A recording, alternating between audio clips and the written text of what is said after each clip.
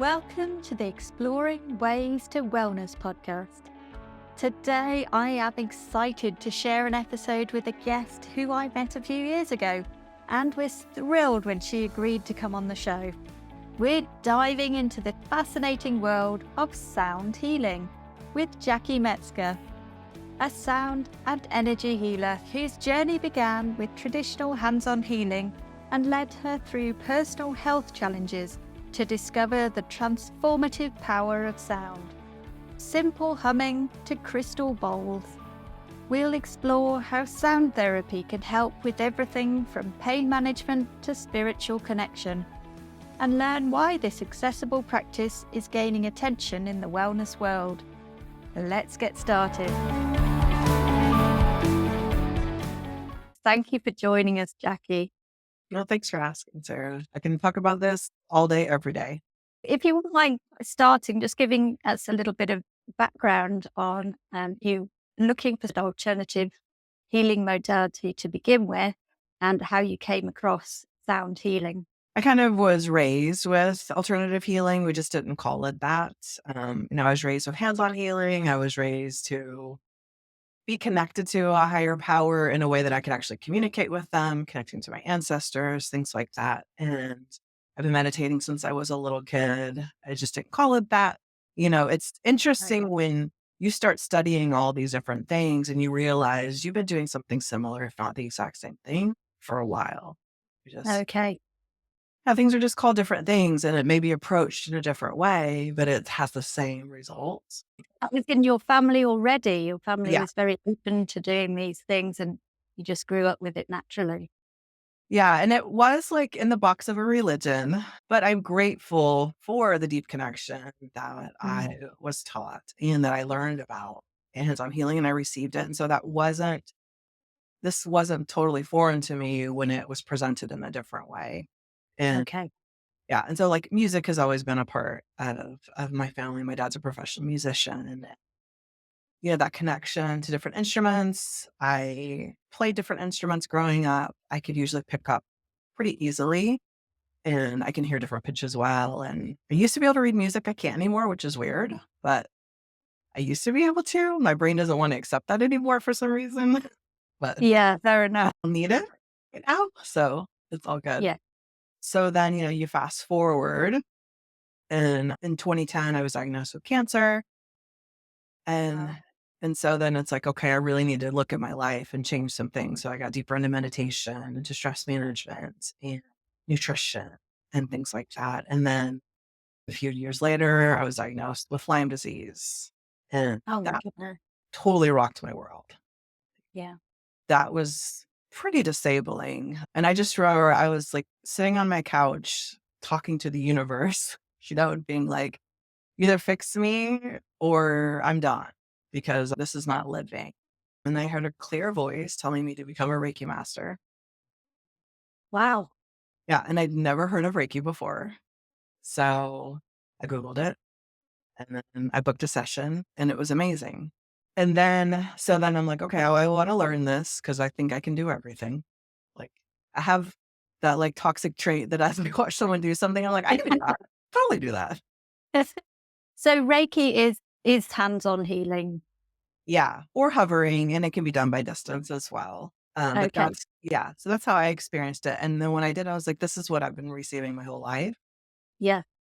I was thinking, does that relate to something that was happening before and actually that was giving it a name and giving it a more kind of structured practice, maybe? Yeah, well, and before, so the culture that I grew up in, only men were healers. And so men did the hands-on healing and they gave readings. They just called it something different. So then I was able to receive that through a woman. And then I'm like, oh, so everybody can do this? Yeah, everyone can do it. I can do it. Right? Yeah. And I think it's like all of us who are in alternative healing, we find it's the first thing we start with, and then it's like the gateway to everything else.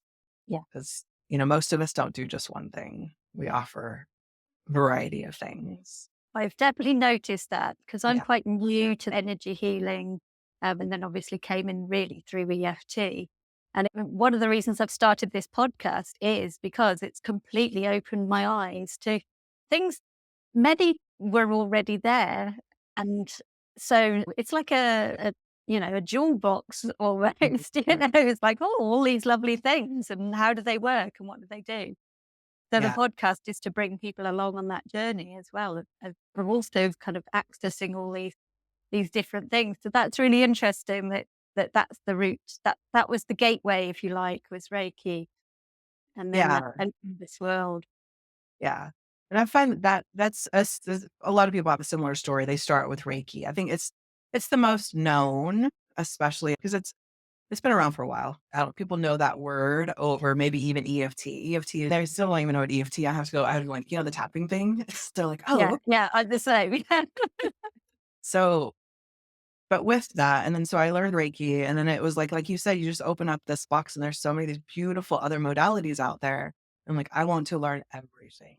And then so like I bought this little tiny Tibetan bowl. So like my introduction to sound healing is I bought this little tiny Tibetan bowl, and I used to have vertigo so bad every single day, and I couldn't move my head. I had to look straight ahead all the time. And so I would just strike the Tibetan bowl up and down my body until it sounded right. And I can't explain that. It's just like a knowing. And then everything would feel back in alignment and the vertigo would go away. Amazing. Yeah. So to me, that was like a miracle. I wish I'd known about this. I had vertigo last year. Oh my gosh. Which Yeah. Well, wish for I'd known me, about this. yeah. For me, and I found with my clients too, Tibetan bowls are great for vertigo. Crystal bowls are not. Oh, interesting. Yeah. Now everybody's different. Everybody's going to receive things in different ways. But Mhm. like if someone comes to me with vertigo, I don't play the crystal balls because Okay. it's already like the swirling feeling with crystal Mm. balls, and it kind of like lifts you up and takes you out of yourself. We don't need any more swirling if you already have No. vertigo. Yeah. So So so that's interesting. So the Tibetan bowl gives you a different sensation. yeah, because it's still obviously the sounds are still vibrating out, and you can sing them. You can sing, either one. But the way that I play it, usually I strike them and just allow that vibration to flow out. And in my experience, it's much more gentle.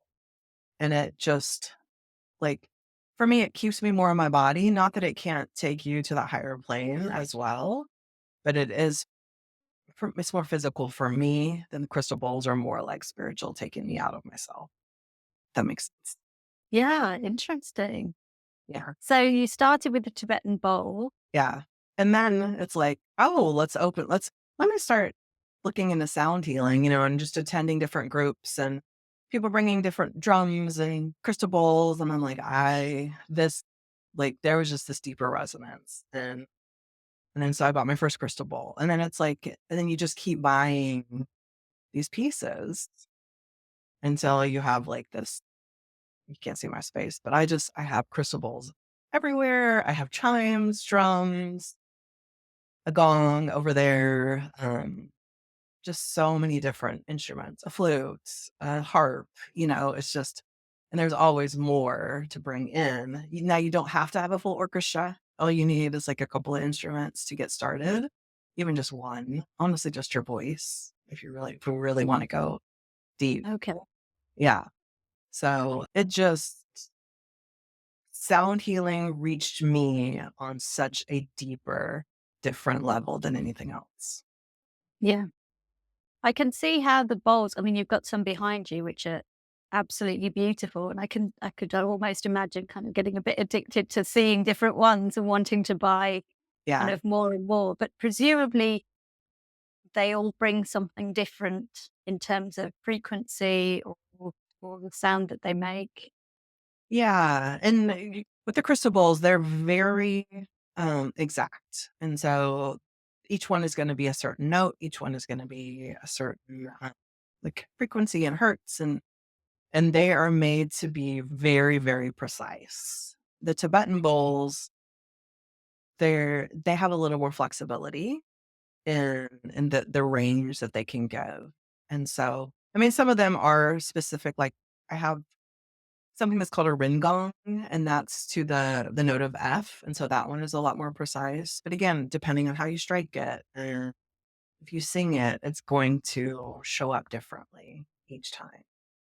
Okay. And Yeah. how does it work with the different frequencies and what is going on? How is this healing working? What is this, this magic? Well, if we go off this, the simplest explanation is that they're sound waves. And so most of us have learned about sound waves in school. Mhm. And our body is mostly water. Hopefully, around 70% of it we're hydrated. And so those sound waves are going into our bodies and gently moving the water in our bodies. So it's creating this like massage, let's just say this internal massage with sound in such a gentle way that it allows for deeper relaxation. It allows for stress relief, pain relief. It can take you to that in between space where healing can go deeper. And it's like that magical, you're not fully awake, but you're not asleep. And it's that ultra state of consciousness. And that's where some people can have spiritual experiences, or they can see colors or hear messages, or some people just go, it's the first time they've been able to relax in years. Yeah. Knowing that you were coming on, I had a sound healing session, and I was just amazed how not very long. It was nice listening to the sound, but once it finished, I felt like I'd had this very long sleep. And yet Yeah. I knew I hadn't fallen asleep Yeah. at any point, but I was more rested than I'd felt in such a long time. It had such an incredible effect in that sense. And don't we all need more rest? Right. And deep rest, because a lot of Yeah. us don't sleep well. And so it's like, okay, like how many of us are like, well, I slept for 8 hours, but it doesn't feel like I slept at all. And so we're not rested. And so sound healing and other modalities as well can just take you to that state of that deeper relaxation where you're not having to do anything. You're not having to be anything. You're just present. And if you can surrender to it, it can relax you in that deep way and then allow yourself to start healing. When our nervous systems are overstimulated, which most of us are overstimulated, we can't heal. We can't relax. We're more self-centered even like when our nervous systems are overstimulated.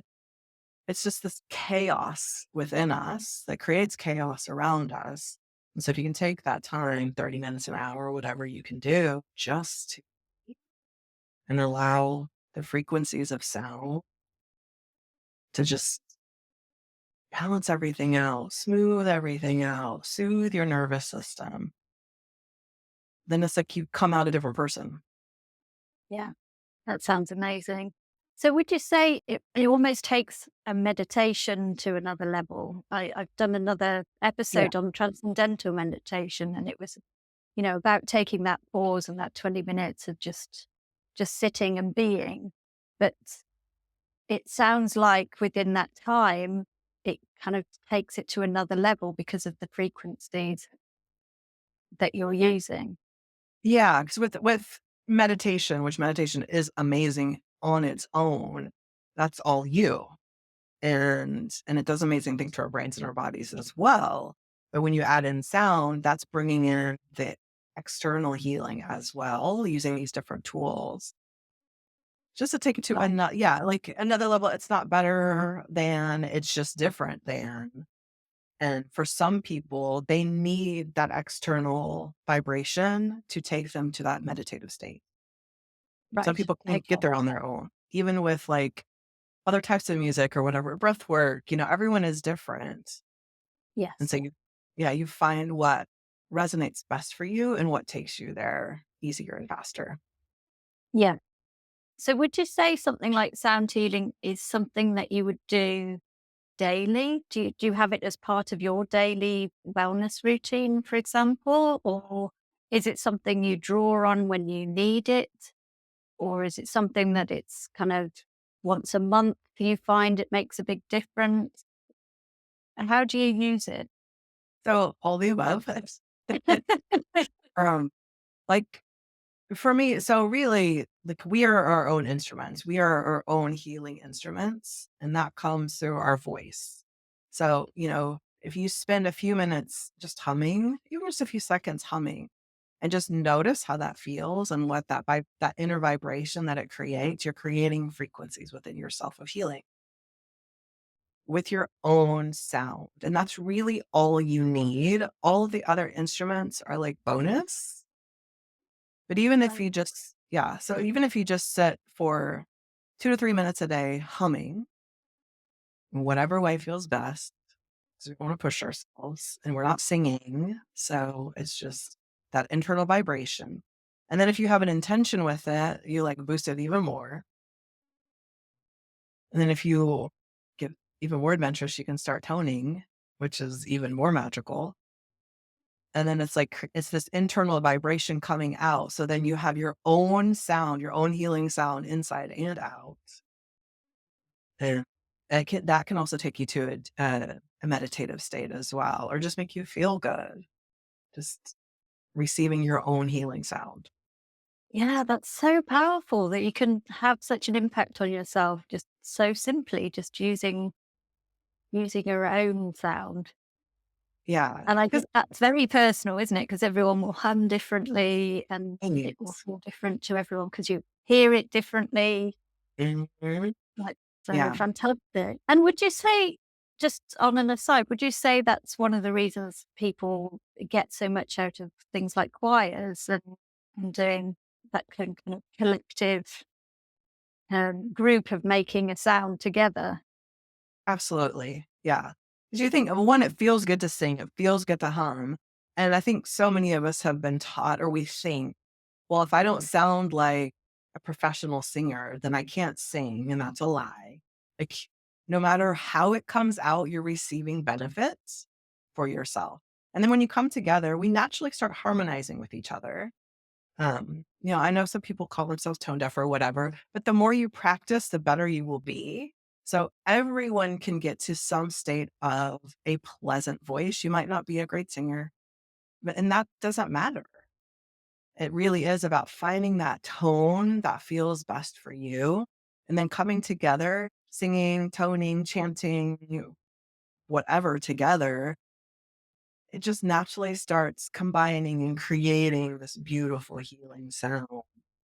And even sounds that kind of sound like, oh, that wasn't that great, there's a purpose there. There's something like, even if you hear a sound, you're like, oh, or you sing an off note or somebody else sings an off note, it's opening something in you. It's disrupting something in you to create a pathway for healing. That's beautiful. And as someone who kind of was never picked for the school choir and that kind of thing, the fact there's still hope for me is just, Yes. just wonderful. And the fact that's so accessible as well. I love the way you've explained that. And I guess, does that also link into, things like singing in the shower in the morning puts you in a much better Yeah. mood when you, Yeah. And we always sound better in the shower. Like the yeah. acoustics are great in there. And that gives you confidence. You're like, "Cool, I sound pretty good," or and that felt really good. And then, like, okay, let's talk about the power of water. And so as you're singing and you're feeling good and I don't know, you're raising your vibration, then the water is amplifying that. So not only is it amplifying your internal water, but it's the water on the outside coming in. It's like such an incredible healing space in that moment, if you want to sing. Wow. So I'm sure there's some of the listeners are thinking, actually, I'm doing some sound healing. I've started my journey. This is amazing. I love Exactly. that. Yeah, and that's really all you need, like, if you wanna get to the basics of it, Yeah. and and then just start playing with it. Because to me, it's like, start playing with your instrument, who you are, and if you wanna share it with other people, great, but you don't have to. The stress is we're not worried about sounding good, doing air quotes, it is just about what feels good. Yeah. And then are there certain issues that you may have that sound healing's really good at treating or helping with? And how would you then go about approaching those? Um, yeah, to me, I mean, I feel like sound healing is good for everything. Mhm.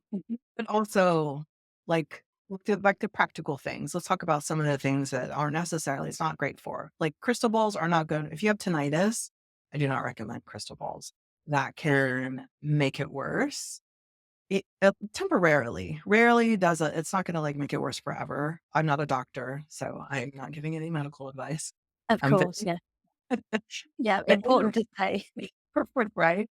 And I'm also not like a clinical therapist or anything like that. This is just my experiences. Mhm. Is the crystal bowls are more intense, for lack of a better term. Okay, And so they can get really loud. And so you want someone who is skilled in being able to play them in a safe way. Because just like okay. So anything else, it's not going yeah, on Amazon and just saying, "Oh, that one looks pretty," and going for it. It's, right. somebody needs to know Yeah. what they're doing with the crystal ball. Yeah. Yeah. And that's this like the beauty and just be cautious about sound healing is anybody can buy these bowls. Anybody can buy any of these instruments and just start playing them without necessarily knowing like, okay, what are the precautions to take? So like I wear earplugs. I didn't wear earplugs for a long time. And then I noticed I was having some issues with my hearing and I developed tinnitus. Oh, And I don't know why I didn't think about I was like, so I started researching like correct earplugs. Well, there's earplugs for musicians. I don't know why that didn't dawn on me before. yeah, of course, yeah. So Yeah. this is when you're doing your sessions for somebody else, Right. you Yeah. then Yeah. So, think about because it is sound. So protecting your yeah, hearing, protecting your body, because a lot of times when we're playing, it's like we could be hunched over and it's like a lot of repetition in your movement. So that you want to watch your shoulder. Like there's just some practical things also to think about if you right, want to practice sound healing to just make sure that your body is continually taken care of. And when you are playing, so you are receiving the vibration, but it's going to be a different experience than if you were the client. And it's a different experience for your clients. okay, So, but I mean, people with anxiety respond really well to sound healing. People who have pain respond really well. People who want to go on a spiritual journey respond really well. So it just really is what is your intention? What are you looking for? And the sound healer, the sound therapist, we can be called different things.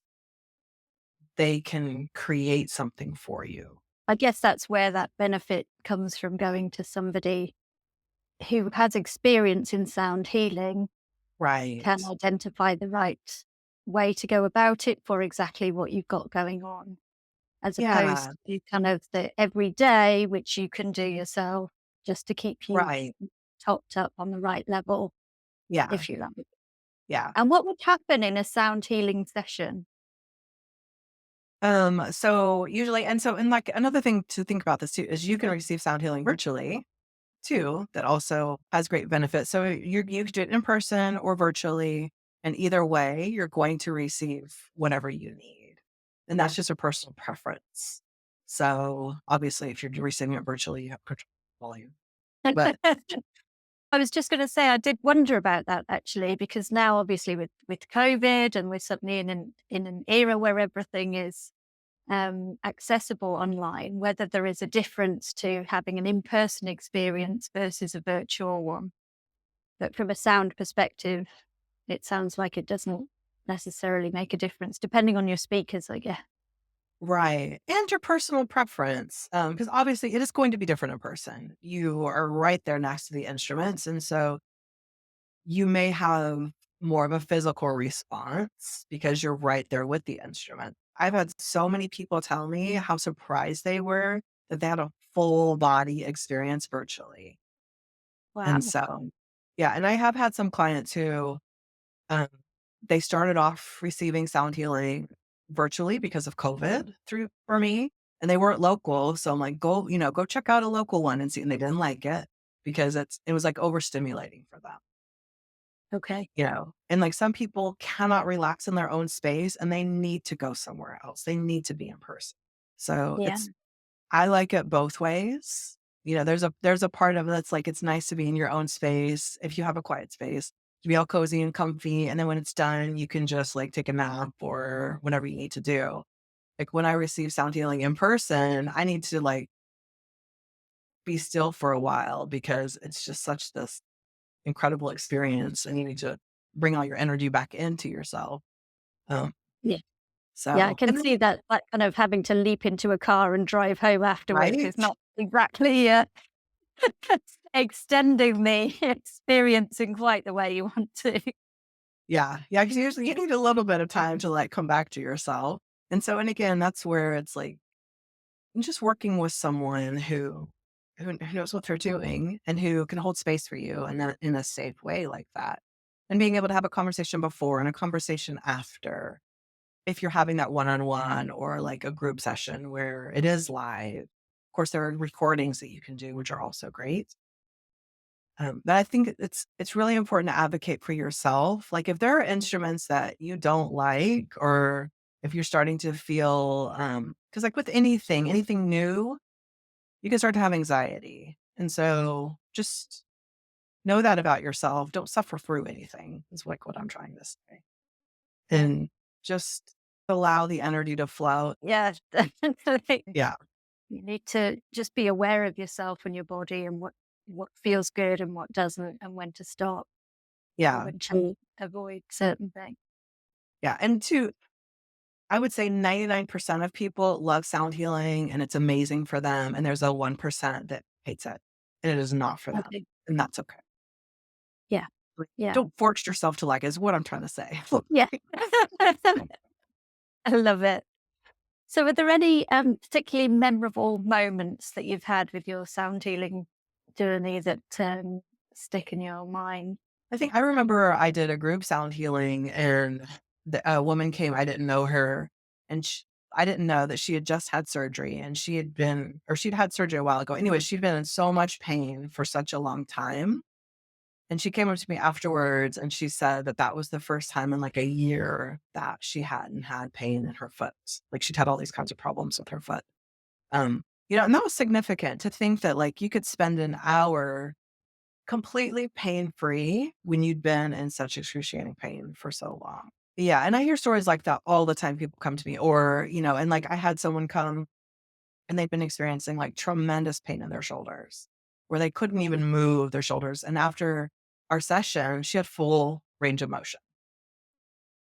Wow. So, yeah, so it's like it will absolutely work on a physical level, emotional, mental, and spiritual. And then what I really love because I lean more into the spiritual side of things. Mhm. And so when people tell me afterwards that's the first time that they felt like they'd connected to God or they met their guides for the first time or their mom came to them or whatever, it's like holding a safe space for someone to have such an intense and beautiful spiritual experience that happens all the time. And I cannot get enough of that. Yeah, that sounds incredible.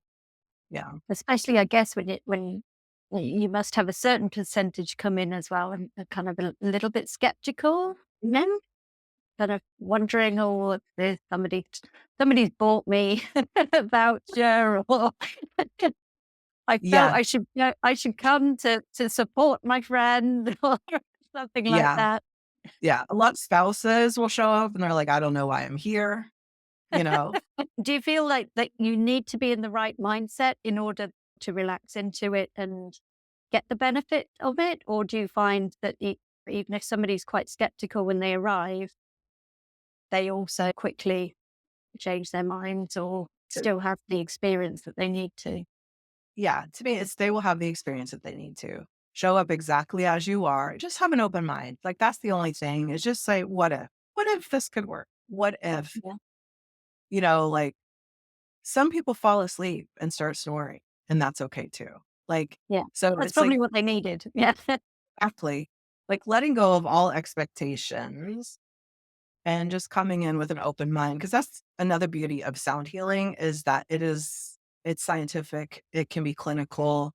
It's therapeutic. It doesn't have to have spirituality in it at Okay. yeah, so this doesn't have to be like, quote, unquote, what we would say woo or, it is just another alternative type of healing therapy, and so you can think of it like that, it's sound therapy. If sound healing sounds too woo, then just call it sound therapy. It's the same thing.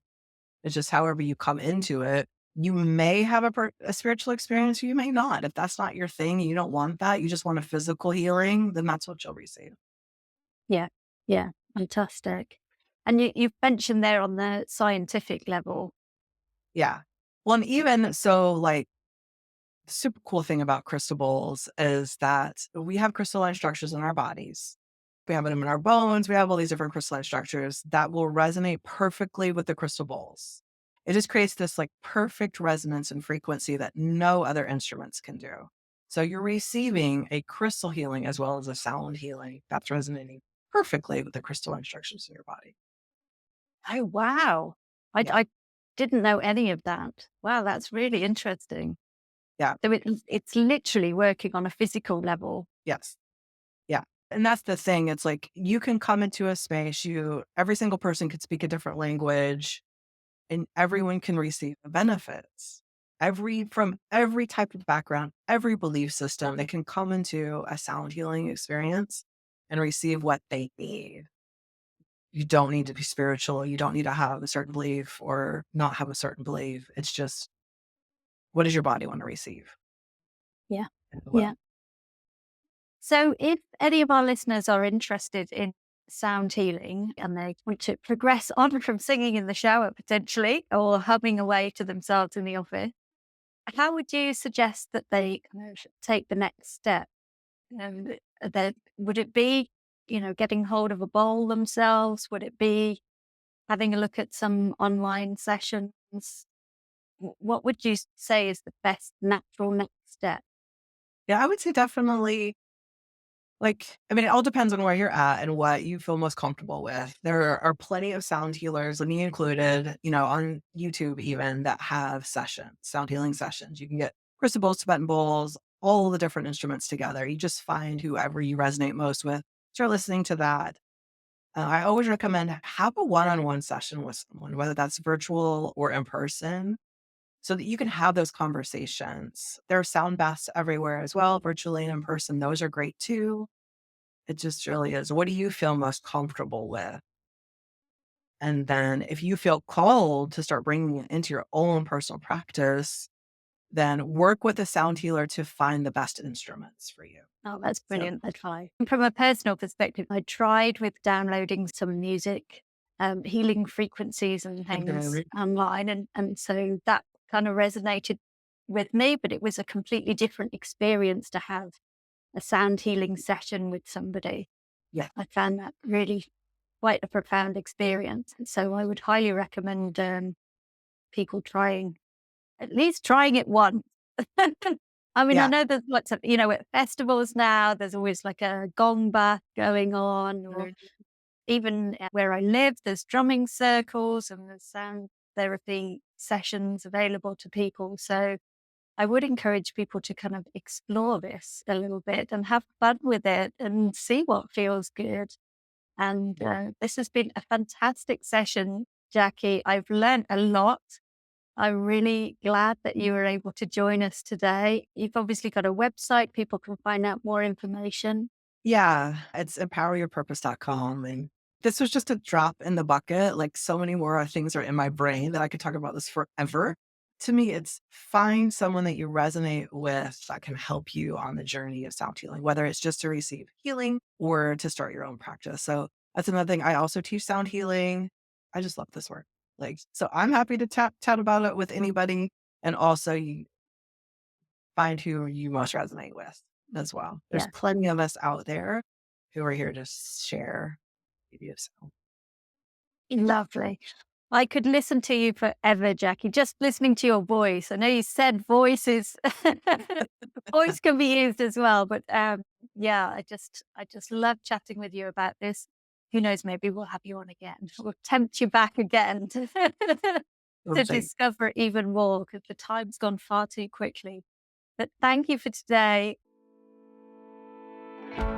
Thank you for joining us on Exploring Ways to Wellness. A special thank you to Jackie Metzger for sharing her wisdom about sound healing.